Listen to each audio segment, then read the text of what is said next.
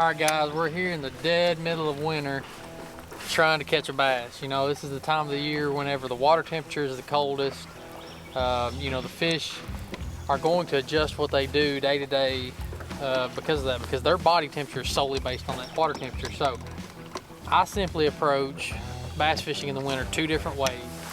One of which you're seeing right now, which is I get up on the bank, I get shallow, or shallow is a relative term, but I kind of beat the bank with a crankbait and try to get a reaction strike. So any time of the year, no matter what, you've always got fish that'll stay shallow. And these fish are your crawfish eaters.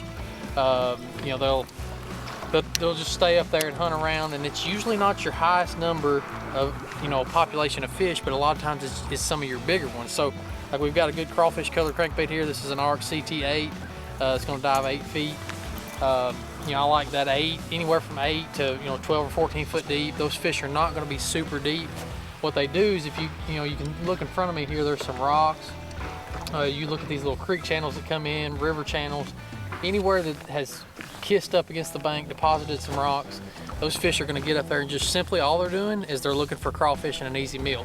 Again, that's not maybe the way you're going to get the most bites throughout a day in the wintertime, but you can catch some really big ones doing that.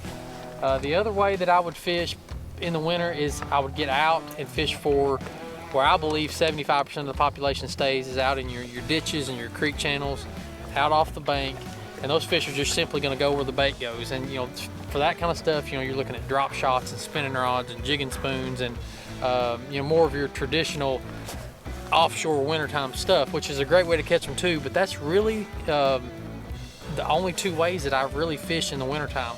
I'm either looking for that reaction bite on the bank with predominantly a crankbait, or I'm out looking for those fish that are chasing the bait. So the next time the water gets cold around where you live, try those two ways. Keep it simple and just see which one is more productive for which day.